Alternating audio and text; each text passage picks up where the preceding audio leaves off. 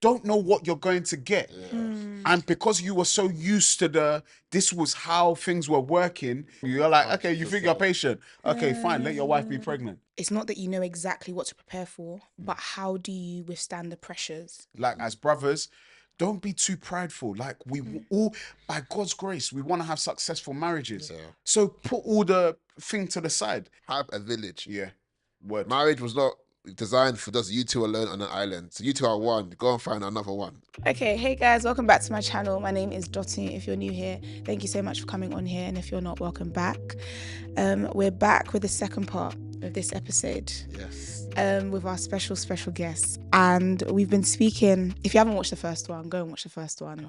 Because there's a lot of wisdom in there. There's a lot of hot takes. There's actually one hot take, but you know, it's a real serious one. But yes, so we ended on, I asked you about your expectations versus reality, shocks and surprises in marriage. Do you want to tell us a bit about that? Jeez. I have a phrase that I tell all of my people that I do counseling for marriage. I tell them that marriage exposes what's hidden and amplifies what's already there. It's good. And I feel like there's only so much we can become whole before marriage, that I believe God has designed marriage to disciple both man and woman, where there's a lot of things that, you know, I thought I was a very patient guy. You know, I still think I am, but I got married and I realized there was hems to my patience, to my kindness. You know, I saw a new side to my wife that I didn't really experience before. Like, I was used to her just being holding everything down, but now I was seeing another level of vulnerability that maybe I wasn't. So she did show me that in you know, girlfriend, boyfriend, whatever stage, but this one was different now, where there was a greater need for emotional capacity to really empathize, and you know, women are always like, you know, I need, you know, emotional connection, all this, you know, all this, yeah, and obviously I'm a guy, so we're not having vibe. It's not, you know what I mean, like, especially not all the time. It's draining, right? So like, yeah, so even that was like, wow, like being able to like not always have an answer. Sometimes she just wants to vent, you know, and wants me to join in with the venting. You know, I'm very much a, you know what I'm saying, solutionist. All of that sort of stuff, you know, stuff that you do experience in girlfriend, boyfriend stage, but in marriage, it amplifies, guys. 100%. It amplifies. So, and learning the importance of emotional intelligence, and even how that needs to go up to another level now, just in how we communicate. So I was surprised that when we were boyfriend and girlfriend, the communication levels, you know, it was good, it was nice, but in marriage, that got challenged a lot more. And I think it got challenged a lot more because you live with them. Yeah. Before you lock off the phone, you know what I'm saying? Before you go to your own houses, it's not as. But now, you're both mirrors. Now, you can push certain buttons that you wouldn't be able to push before. And that challenge, and that brought out, you know, good, bad, and the ugly. So that was a big shocker to me. You know, and my wife, you know, she's very similar to my boy Emmanuel. She's a bulldozer. You know what I'm saying? She's actually married. She's from South London. You know, I'm from the streets, but you know, I'm JJ. You know what I'm saying? So even having that type of energy, like, what's all this?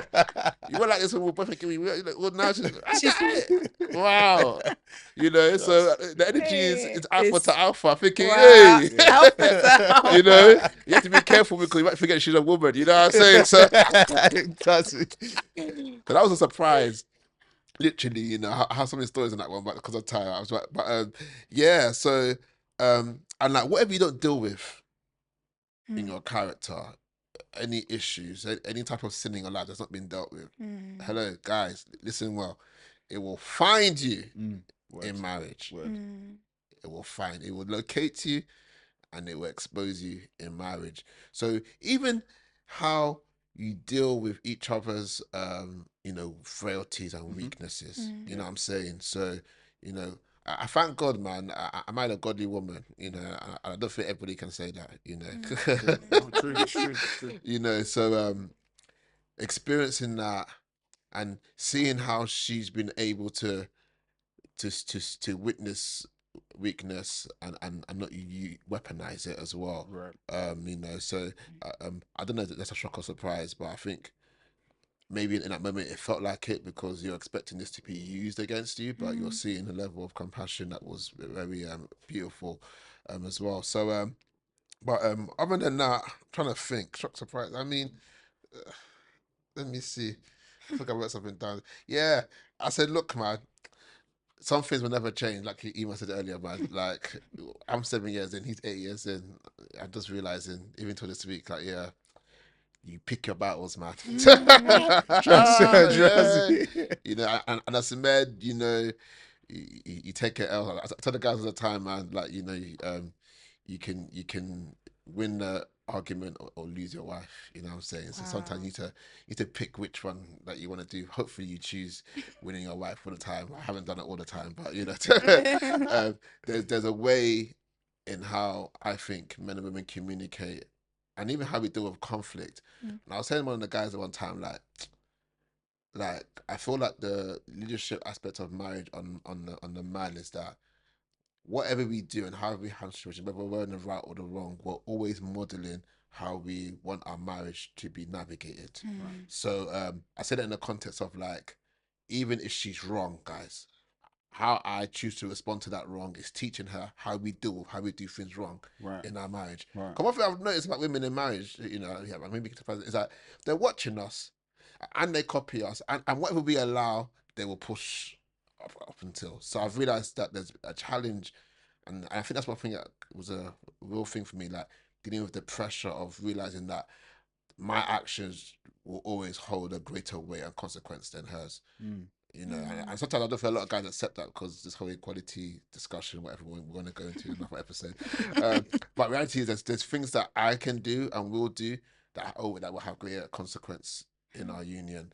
And I believe that's what leadership is where God's given us that power of influence and how we can set the tone, the standard. So that's really challenged me in how I choose to handle disagreements, arguments, X, Y, Z. I haven't been perfect at it, but that's an area that's really challenged me a lot. And it wasn't something that I really expected was a real thing in marriage, but it's a real thing, literally. So yeah, man. Yeah, that's what I'll say. No, that's good. That's good. That's good. Yeah, I'll say a few. One, communication. So I'll say there's many avenues you can go down in the world of communication, but I'll go down the one where it's like the fact that you have to continue talking. Sorry. What? The fact that you have to continue talking, like you've spoken of, okay, so maybe finances, you've spoken about, it's like, okay, cool. It should be okay by now. But you always have to keep talking about finances. Oh, yeah. You have to always keep talking about how you want things to be done in your house. You have to talk about like even little things. Like I remember our second year Christmas, my wife came to me and she was like, babe, we need to talk about like what do we want as our family culture for Christmas. I was thinking, what kind of she's like, no, because she was like, by the time kids come, like, what are we gonna do that our kids will say, our kids will know that this was Christmas at the Akin house. So I was like, I don't know. I don't know. And you know what's funny? You know what's funny? You know why it's important? Because obviously by the time like you get married and stuff like that, she has her family, I have my family. Yeah. My family will be saying, we want you guys over at Christmas. Her family will be saying, we want you at Christmas. And you know, by the third year, that happened. And it got to a point where it's like, this is my tense. So to diffuse the whole thing, we just said, guys, Christmas at us. Amen. Okay. To settle just the whole palaver. But then it reminded me, this is why we need to speak about it. But it's just, that's just a little example. But like I said, like everything, you have to continuously talk about it. Like, because for a period of time or for a season, everything might seem good, it's working, it's functional, but then another season of life, things change. And so you may not be able to use the same methods and practices and stuff like that to sustain you in that period of time. And so it's like just having to get used to having conversations over and over again. And you know what? It's a part of leadership as well, because that's how culture is established. Like culture is established by repetition. So yeah, so that's one of the key ones, like communicate. You have to keep on, and sometimes it's like, we've spoken about this one. And sometimes, like, just being honest, sometimes it's like, I'm hearing, yes, I'm listening, but I'm thinking about something else. I'm thinking about the fact that I need rest. I'm thinking about, okay, baby, yes. Whatever you say in a moment, like choosing your battles wisely. Okay, you want flowers in this place, or you want the table to go to this place. Okay, that's fine. But the time that it gets peak is like, for example, like we have a room that we use for our work office, and we had 2 desks and chairs and everything and whatnot. And I think like 2 months ago, she just went to clear one table and then like put stuff on my table and change, like rearrange my table. And I remember I came back and I was like, babe, what's going on? It's like, this is my desk. And she was like, it's our desk. See, I hate Said, that. she was like, remember we had a conversation, I called you. And she had called me like 2 weeks before to say that she had an idea. And at the end of what she was saying, I was like, yeah, babe, I'm not sure about that. My desk is my desk and I want my desk. I don't. So 2 weeks later now, a few weeks later, I've come back and you've actually done that thing. And I was like, babe, we didn't actually finalize. She was like, but we spoke about it. I said, babe, I didn't open my mouth to say that this is the thing. She was like, but it looks good though. I said, it's not a matter of looking good. The way God wired me, I like, this is my desk. Okay. That was my monitor. That's my stuff. X, Y, and Z. That's how I want it to be. She then went to go and move my office chair downstairs. That office chair, that's what the girls are now using to jump up and down in the living room, X, Y, and Z. I said, and every day, I'm just like, babe, you see?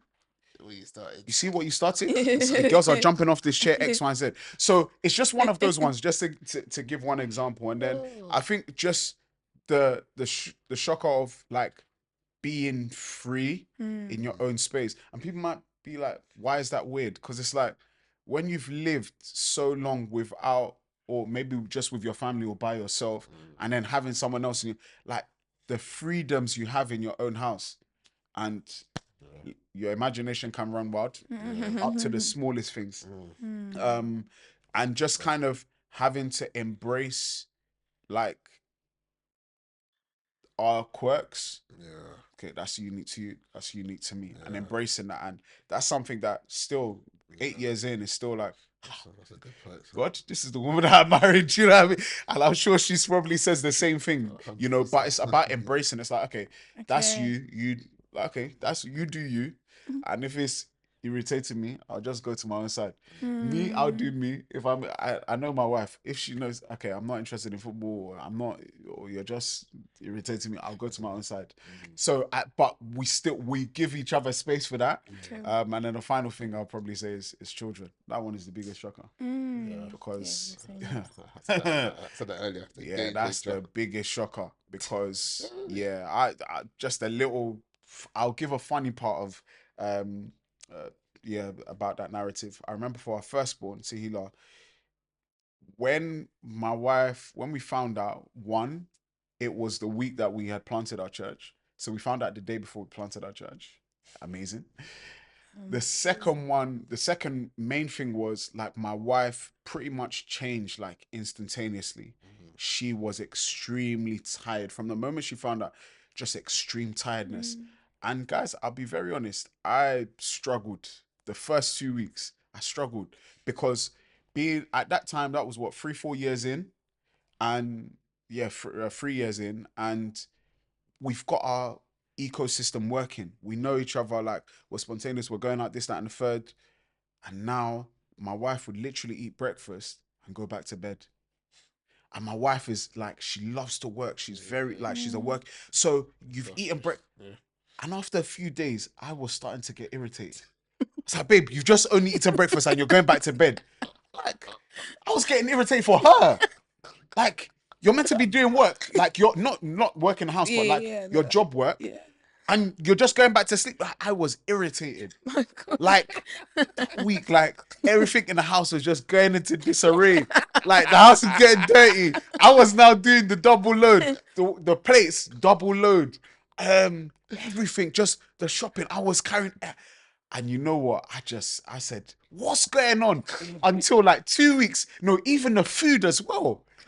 Like, we're not cooking food in the house. And when I say we, because we both cooked, but like now she's not cooking, so it's me. The load is, And imagine working, we've got church, this, that, and the third. Like, it was a lot. I remember at that time, like, there's a sandwich from M&S that she just got addicted to. So she wouldn't be eating like stuff in the house anymore. It's Nando's Caesar salad. It's KFC. It's Chinese, but even Chinese, there's a particular veg, pak choy, I think it's Yeah, called. yeah. I want that pak choy thing. Like, it was just so on one thing, it was just behaviors. On the other side, it was food. And I'm looking at my account every day. Money. And I was self-employed at the time. I am grateful. I always say I'm grateful to the Lord that I was Wow. making good money at the time, because the way money was being spent, and it was getting to a point where we were doing church services on Fridays. Before we went to church, if I don't get her that sandwich, she's not coming to church with me. Wow. She was not coming because she would be hungry. Hungry. So it was just like, then like after 3 weeks, I remember I called my dad. I said, Dad, this woman is riling me up right now. Then you know what? He was like, why? And I was like, this pregnancy thing. My dad started to burst into laughter. And I'm like, what's funny? He was like, so what did you expect women to do when they're pregnant? And I was like, but I've never been with a pregnant woman before. But he was like, that's the point. He's like, you don't know what you're going to get.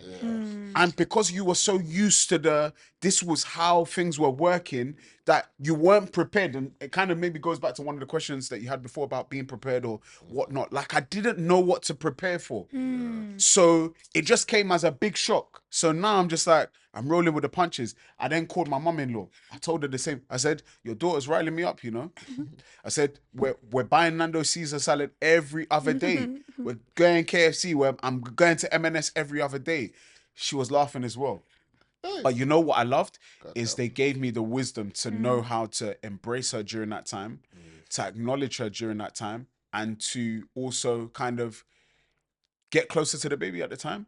So like little things like every night before bed, talking to the baby, rubbing the stomach. Hello, daddy's voice. Within a short period of time, like my daughter was so accustomed to my voice that even at church when I was preaching, that was the time when she was kicking the most. Like my wife would always tell me, she's like, your daughter is kicking, she knows your voice.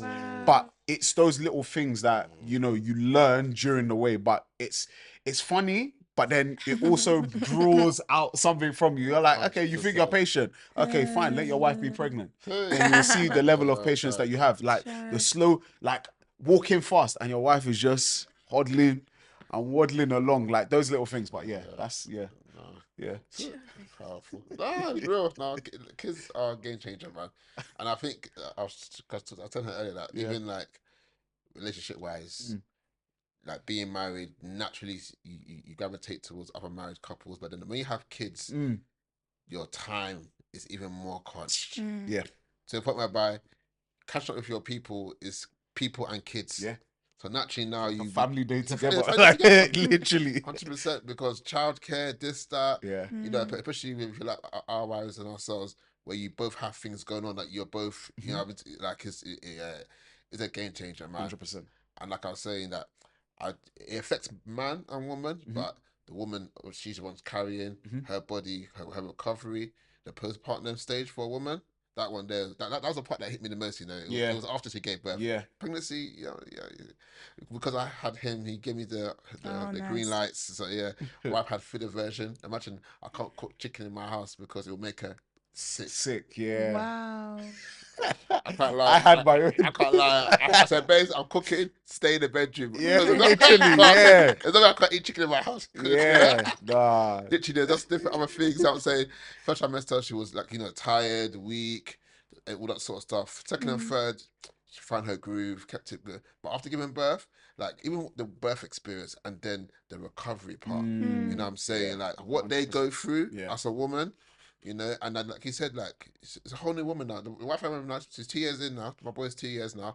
It's like it's not the same woman that I got married to from 2 years ago. Yeah, not at all. You know what I'm saying? And I think there's a lot of space for us to talk about that, especially as husbands and fathers, when it comes to that area of marriage where kids come in. Because I think the statistic is that, you know, divorce rates go higher after the first child comes into marriage than before. which I can understand how it happens Mm-hmm.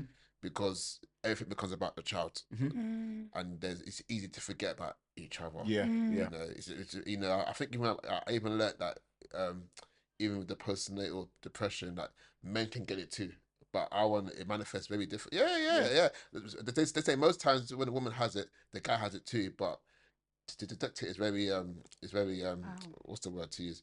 It's just very, it's a Difficult. bit It's more harder to difficult. detect. Yeah, a bit more Wow. difficult. Yeah, literally. Yeah. So, especially if you're a very involved guy, so how your wife feels is going to affect, and then Okay. obviously how that impacts the marriage and everything else. You know what I'm Mm-hmm. saying? So there's a lot to that. So that part there is a part of marriage that I don't think gets spoken about a lot. Yeah. And I understand why, maybe because it's a very personal experience. You know what I'm saying? Yeah. Obviously, but at the same time, I think that's an area that yeah, it's a lot, man. That, So that men need to be a bit more prepared for, ready to handle ish. 100%. Yeah. Because you said something really important. You said that you didn't know what to prepare for because you didn't know what you were gonna get. 100%. And I think that's in motherhood, in you guys having children, but also in marriage. And while you were speaking, I thought about how a lot of men or marriages end up ending because, and I don't want to blame men. I want to say that a lot of houses, a lot of homes are broken because men leave and they can't withstand the pressure. Yeah. So I wanted to ask, what would be your advice to men in terms of, okay, it's not that you know exactly what to prepare for, but how do you withstand the pressures of things you talked about? You lost your job in the first 3 months of marriage. You spoke about the difficulties post baby. How do you withstand those pressures with conflict management, with the things coming out, That's really like good. coming out of you and you're realizing about your wife? How does a man sort of, I know it's a difficult question, but Yeah, how no, does a I man mean, stay grounded? it's a question that tests your character. So even as you're speaking, I'm like, that we could go the 1, 2, 3, 4 steps. But it's more about the humility that you can possess in the moment whereby you could choose to respond this way, Iman, but then you're going to choose this way. Okay. A lot of those pressures that compound, I think, are just either times where you refuse to speak up, or you refuse to navigate in a way that was healthy, where you got to. Cause I think for men, but I think for myself anyway, like we're wired more to endure slash tolerate slash, you know what I'm saying, and we don't normally outlet that inner frustration that can easily turn to into resentment, by the way, Wow. which is where community brotherhood comes into play, whereby maybe it might not be wise to vent how you feel to the person that's instigating it, i.e. your wife. Just that's an example. Maybe it might be wise to endure that, be humble, take the L, that's what they call it in the streets, and then you vent that to your boy. Look, man, X, Y, and Z. Because what I've realized that the pressure that you're talking about is more pent up frustration, Okay. and then as men, we're not taught how to use words to express feelings. We just get more aggy and we get a lot more, physical. Just a lot more frustrated. We just start doing things that are definitely out of character. So I would say the way that you can deal with pressure, guys, is community. Really asking for the grace to be humbled. I think that's the biggest one, because you'd be surprised how much stuff you're doing out of pride. You know, because you're right. Therefore, I'm gonna move this way. It takes humility for you to know that maybe in the situation, I'm right here, but how I choose to respond to this may cause something more than it needs to be. Let me dissolve it. You know, soft answer turns away wrath, etc. And community is also very important. So my wife knows that, him and his wife are a village, so they're allowed to know whatever without us having to ask permission. Like if something's going on, he's staying with her. You know what I'm saying, kind of thing. That's really good. That's really key, because what happens there is that Good. it builds a trust and safety in marriage, whereby both parties know that they're going to be held accountable Accountable, yeah. by That's the somebody thing, else. Yeah. That's Especially for the woman, for the man as well, because guys are moving raggo out here. So if she knows that there's somebody else that can check him, yeah. it builds a level of, I'm saying, safety, that, this is not a man that's above the law, you know what I'm saying, kind of thing. So, but yeah, I've realized that me being humble has probably been the characteristic that's helped me deal with pressure. And to the point about even you confessing pressure to your wife, Hey, Yeah, ah, that's good. Yeah. very hard. Very humbling, you know, confessing pressure to your wife, you know, which requires a lot of emotional maturity, so to speak, and trust as well. So I'll say that, and I'll let my boys speak. Hard but needed. Hard, Yeah. but yeah. Yeah. No, I'll obviously it's easy, you know, as Christians to say pray and read your Bible and stuff like that, which is no, and I don't want to sound like Jesus or whatever. But yeah, like yes, that's important. Like we can't skirt around that. But I want to stick on the community piece because I feel like for men, you know why? Because it's interesting. Like when you do marriage counseling, one thing that marriage counselors would tend to say is the majority, the person, the spouse in a marriage that's more likely to instigate opting for counseling is more time the wife. 100%. And one of the main reasons why men don't want to do it is because it's like, why am I sharing my business? Can't we deal with it ourselves? But if that was the case, we wouldn't be here in the first place. So that kind of thing, like, oh, I don't want to put my business out there, X, Y, and Z. Like, you have to be humble enough. Like, and even I know, you know, for you guys, you still invest in your marriage. Like, you still go to marriage retreats and X, Y, and Z. For us, marriage counseling, we still do that as well, and as best as possible. Marriage retreats, I'm putting ourselves in community as well, because all of those things, you realize that, like, for example, the retreats, I remember our first year anniversary, we wanted to go on holiday, and then a friend of ours was like, oh, their church were doing a marriage retreat. Yes. And we went to that marriage retreat, and you know what, it was probably one of the best ever decisions we've made in our marriage. Like, we were one of the few, like, in terms of like demographics, that were probably between 1 and 3 years. The rest were like 10 years and above or whatever. There was a couple that were married 60 years there. And being amongst loads of couples, there was like 80 plus couples, and being able to do sessions together, workshops. There were sessions just for the husbands, sessions just for the wives. There was a gala XYZ. There was a night after, on the Saturday night, like after the gala, there was a thing called XXX night, where couples were like talking about the real deal. Do you get what I'm talking about? And guys, like in the most jokey way, I was traumatized. I was like, people who have some stuff, yeah. are deep in the game, like the way they're talking about enjoying their sex lives. I was like, bro, we're 1 year in, but we ain't gone that deep. You know what I mean? And I was like, wow. But they were like, you guys that are young, you guys haven't done this, that, and the third. And me, I'm looking, I'm feeling slightly embarrassed. I'm like, no. oh, like, because, yeah, people would have thought that because we're young and this, that, and they were doing that. And what it reminded me is that when you're around those kind of people, like, the shame kind of just sifts away, especially when they're free and they're open, and other couples are sharing their journey with you and the wisdom and all of that kind of stuff. And as has been alluded to, it's the same, like, we're trying to build something like that for us, and hopefully by God's grace, other people we do have friends that are involved as well. But just that safety, you know, that, okay, cool, in our community, we don't feel shame. If I've got something wrong, what's going to be told to me is going to be done out of love, not condemnation, but also to kind of pull you up. Yeah. And my people know, if I'm moving brazy, not just in marriage, but everywhere, my people he can call me up anytime and say, bro, that was mad. You can call me up. Do you get what I'm saying? Like, once again, because we don't have time, but I could share literal instances where he's called me and be like, bruv, like, nah, bro, that wasn't the right thing to do. And vice versa. But what that does is that accountability piece, but also it helps us recognize that we're all in this together. Because I can see you in me. And vice versa. Like, I can see, okay, cool. Me, I've done that before. Or I've done that before, sort of thing. So we all recognize that marriage is a journey. Some of us are going through similar challenges, but when we speak about it, especially the things that are wrong, we're putting it out there in the open to say, you know what, we're not going to allow this thing to ruin our marriages. And that's where I feel like for men, we have to be straightforward. Do you want to be right, or do you want to lose your marriage? Do you want to win arguments and lose your marriage?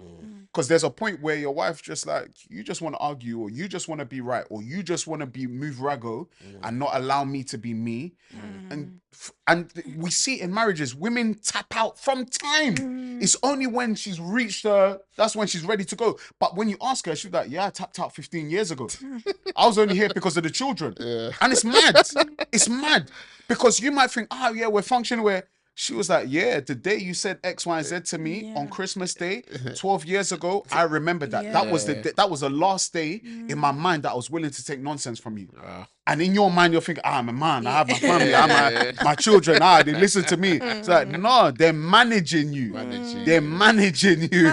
You know what I mean? So for me, it's like, okay, cool. That community piece is key. Like, as brothers, don't be too prideful. Like, we all, by God's grace, we want to have successful marriages. Yeah. So put all the thing to the side.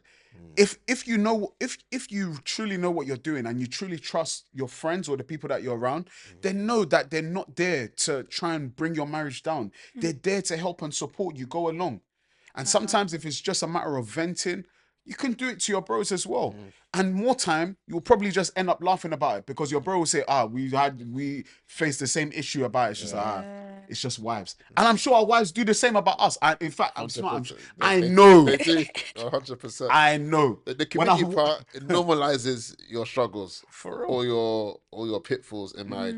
So what he's saying is really key because sometimes, especially if you're newlywed, you could literally think you married a crazy person. Right. Both ways. Until you talk to somebody else and thinking, what? Oh, okay. I'm telling you, it's normal. I'm telling you, man. There are things that we amplify early on in marriage that you think is, look, some of these stories, man. For real. You think you're like honeymoon, guys. Honeymoon, bro. 2 weeks in, you're thinking, hi. And you're going back to report each other, and then your elders are laughing at you. Is that it? For real. Is that it? For real. I feel like this is guys. Come, like literally. So it's really key because if you don't, when you're in your own bubble, you can amplify things beyond what they are, and the longer you take to actually pull it out in the open into the light, that's what becomes the the wedge in your marriage. So what he's saying when it comes to community, if you can, my number one advice to couples is have a village. Yeah. Word. Marriage was not designed for just you two alone on an island. No. It's not good for man to be alone. So you two are one. Go and find another one. So there's you know what I mean? Like village is important. It's key, man. It's so key. The accountability, the wisdom, the counsel, the ability to normalize. I don't really emphasize that word, normalize your pitfalls because there will be pitfalls, but it's normal. You're both imperfect beings pursuing perfection together. So yeah. Wow. So good. So good. I was going to ask you to share your advice to newlywed couples, but you kind of shared a bit.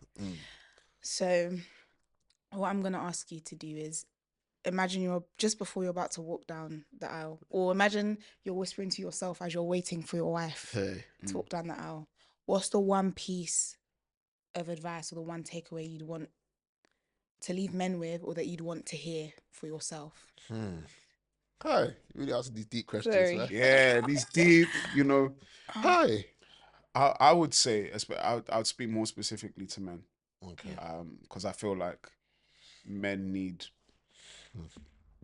men to speak to them right now. Yeah. And I would say you can do it. That's good. You can do it. That's Because so not many, and it might sound simple, but I promise you, not many men hear those words. You can do it. Especially when we think about the era that we're living in. A lot of the men that we're seeing getting married, many of them didn't have that relationship with their father. And I'm speaking as someone who's had an amazing relationship with their father. But I realized by most of my friends that I'm around God sovereignly did it that way, that they didn't have that. And so some of the simplest things like I love you, you can do it, goes a long way. So I would say to a man who's, about to walk down the aisle, or considering marriage or whatever, you can do it. That's good. You can do it. You can do it. That's it. You're not putting yourself in competition with the men in the past that failed you or the men around you that are doing all right for themselves. That's great and amazing. But you are on a journey you are going to be in a journey with someone. Focus on you and what God wants to do within that, and not get caught up in what are the stats about those who have failed and what are the stats of those who are winning. No. When you get lost in the sauce, you put yourself under pressure that I don't believe God wants for you. So yeah, you can do it. That's amazing. Powerful. That's amazing. That's amazing. No. There's two things that I've just been pondering. I think first one would be um, like I'm trying to find a phrase, but healing is something that you should pursue, and you would never stop healing, even in marriage. Like healing is like onions, layers, etc. I want to emphasize that one. You know, obviously me and Iman, you know, unfortunately, but you know, witness a lot of divorces and whatnot, and you know, we can trace back a lot of inner soul issues, you know, things that people didn't deal with or try to hide or whatever, that's kept back up in marriage in dangerous ways where I'm like, if this was something that you were honest about, or something that you were pursuing, I'm not saying we're going to always be 100% whole, but it's the pursuit of it and the acknowledgement of it and the awareness of that you are in need of healing, and wholeness is very important as a man. I think, like you said, we focus more on the practical things, but the soul area is an area that I think a lot of men are. It's just a deficiency on how important that is when it comes to marriage. And the second one is that there's a difference between losing yourself and laying down your life. Right. Okay.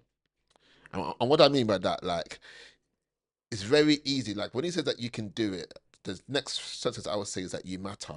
It's so easy in marriage and in fatherhood to just like we can preach to whole put yourself last in a very unhealthy way. Yeah. Whereby if a man doesn't learn that him being last, i.e., he putting everyone first, means that he has to put himself first to be strong enough to do that. Yeah. He's going to lose himself, and it's very easy in marriage to feel like you're losing yourself. Whereby I do everything for everybody else, but what about me? That's all. Yeah.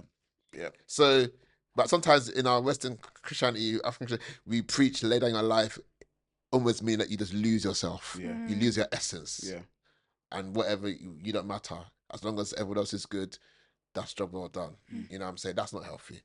You know, and I feel that that's what a lot of what pressure does and the causes men to walk out eventually because they were so silent about it for so many years. They're just capped. Yeah. Say, no, I'm out of here. You know what I mean? So there's a difference between losing yourself and laying down your life.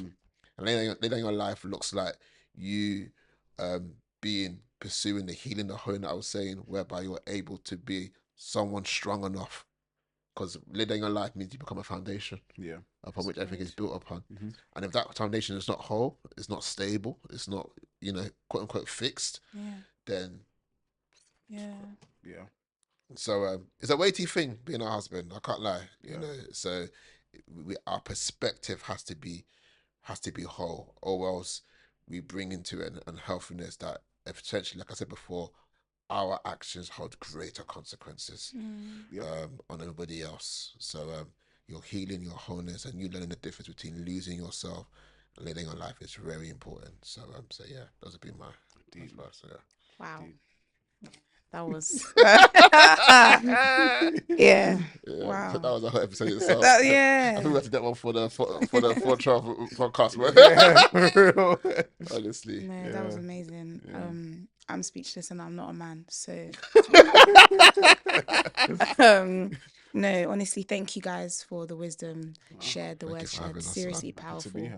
Yeah, and I really hope that you guys are encouraged by this genuinely, and that you learn a lot.